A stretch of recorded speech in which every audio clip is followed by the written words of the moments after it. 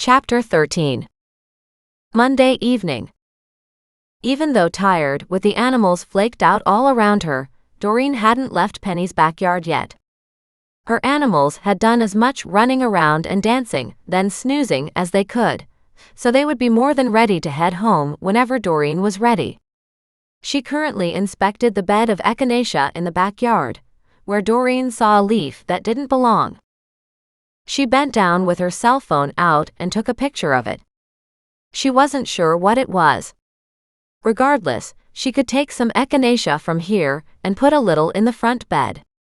She needed more than one plant in order to make a color splash, but if she left each transplant fairly small, they would all grow and multiply quickly, and the bed would be full in no time. But still, often new owners came in and ripped out whatever landscaping was here, so it didn't make sense to put too much time or effort or money into this one curb appeal project, especially with the short time limit involved. Plus, she just accepted the price offered, but she hadn't expected all the rocks in the soil, nor having to haul the dirt from the backyard garden to the front bed. Still, it was her fault for not defining exactly what she would do for the money. She'd done enough today. Slowly, she walked back out to the front garden, stopped to survey the work she'd done, taking a couple photographs, although the lighting was wrong. What did she expect with dusk approaching? And then, with the animals in tow, she strolled back to the creek. As soon as she got there, she stepped into the deeper water, bent down, washed her hands, and then washed her face. The creek water wasn't necessarily clean, but it was cool, refreshing, and helped with the sweaty feeling. When she was done, she stepped back out to see Goliath sitting on a large rock and Muggs sitting in the middle of the creek, just looking at her. "Come on, Muggs." Thaddeus, who walked along with them, had hopped from rock to rock to rock.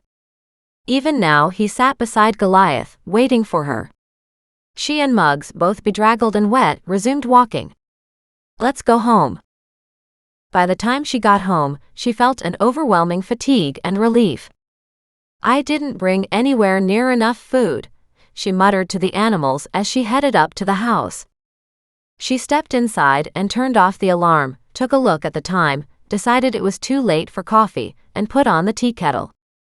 "If I still have any energy by the time I come out of the shower," she said, "I might have a cup of tea." She probably needed food, otherwise she likely wouldn't sleep through the night. But first she needed that shower.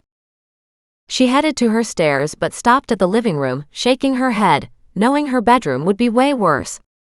When she got up there, because the massive bed frame was still there, it didn't look all that much different. The vanity and the dresser were gone, leaving large empty places where they'd stood, but she knew everything else had been rearranged to get to those pieces. She walked into the bathroom, stripped down, and stepped under the hot water. It took 3 shampoos to get her hair clean, and she hadn't done anything about cleaning and drying Muggs. This was when she wished she had the servants around. If she'd come home tired and the dog wet, 2 servants would take care of the dog, so he didn't track water and mud across the house. And of course, her job had been to step into a shower and to make herself perfect looking for whatever was going on that evening. As she stepped out of her ensuite bath, a towel wrapped around her, she leaned against the door for a long moment, just resting. "Those were the old days," she muttered. "The good news is, you don't have to be perfect tonight, because nobody is here but us." She put on her pajamas and walked back downstairs. Although technically spring, it had been a hot summer-like day, and she could almost feel the humidity from the shower cloaking her skin by the time she made it to the kitchen, but she was too damn tired to care. She made herself a couple pieces of toast, well, really 1 piece for her and 1 piece for Muggs, topped each with peanut butter. Then, along with her tea, took it all with her, and sat outside on the deck, enjoying the cooler evening air. Even if she had had the food to make more for dinner, she didn't have the energy to prepare it, or to eat it. Muggs matched her almost bite for bite on her hot toast. How was it that he loved peanut butter as much as she did? She quickly consumed her food, and then went inside to get a piece of cheese and an apple. By the time she was done with that, she was too tired to keep her eyes open. She pulled out her phone, checking for messages, and saw Mac had called her. She listened to the message and frowned. She was too tired to deal with him.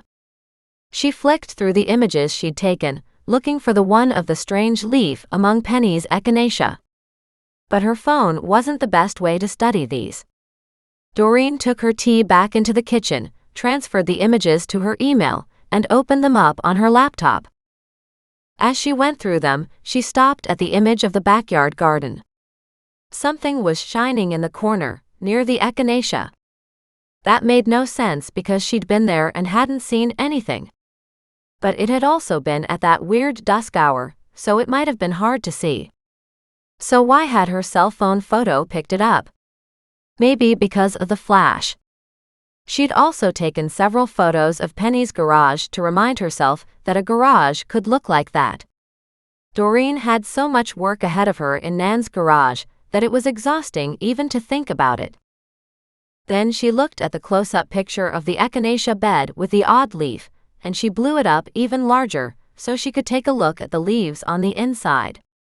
She could bring a piece home and check it out a little closer when she started digging in that bed, but it almost looked like foxglove. It was often mistaken for a weed, before it flowered, that is. Honestly, hydrangeas, a common flowering shrub, could be some of the most dangerous plants, and Penny had several of those. But then so did Nan.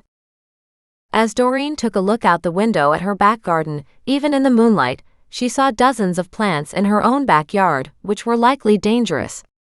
But she never once considered Nan was a murderer. So why was Doreen so suspicious of Penny? Doreen opened her browser, brought up Penny Jordan's address, and then went back several years on the city satellite map images to see what Penny's yard had looked like before. Doreen found very few changes had been made in the last 10 years. About 15 years ago or so ago, that front garden bed had been created per a Google Earth picture date stamped from back then, revealing a big gaping hole in the ground. She frowned as she saw it was much deeper than the hole they made earlier today. Why was that so deep back then?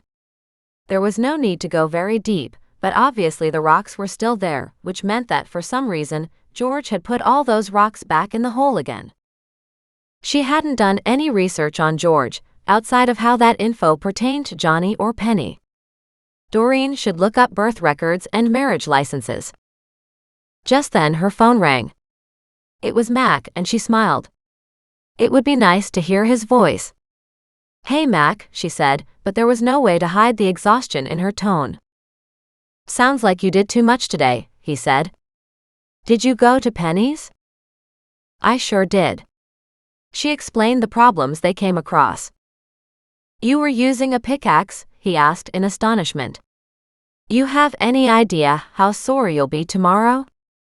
"You mean on Wednesday," she said, "because tomorrow I have to go back and do more. Wednesday the photographer's coming." "I understand Penny needs to get top dollar for her place, but she could have hired somebody else. And yet you know I need the money, so? I sure hope you get a decent price for those antiques, so you don't have to do jobs like this again." "You and me both," she said, "but you know what? For a while I'll probably keep accepting them because, in my head, I feel like I need them." "So the Packers are coming back in the morning?" "Yes, but I don't know that they'll get to the dining room," she said. "But they'll be coming and packing up the bed. It's pretty exciting for you, on many fronts. Just make sure you're not looking to continue the excitement of the cold cases by dreaming up something that doesn't exist." She winced. Was she doing that? "I won't." With that call done, she flipped through the pages of the search she'd started. She always found that supposedly the most relevant stuff on a search came on the first screen load, but some interesting things could be found when you went deeper through the search-related links. Somewhere in the back, she found a notice that Penny and George had gotten married. She smiled and then she saw Penny's last name, Foster. "Penny Foster," she said. "Interesting." She did a search for Penny Foster and came up with multiple sites, one of them involving a dead brother and his father. She hoped that wasn't the same Penny, but it would explain why the big teddy bear everybody had called George had appealed to her. Doreen found mentions that the father, Randy Foster, had abused the son, Anthony Foster, and he'd eventually died from his injuries. Doreen found that pretty horrible too, and now she couldn't possibly bring it up with Penny. But it did make her much less suspicious in Doreen's mind. With that last thought, she headed up to bed and crashed.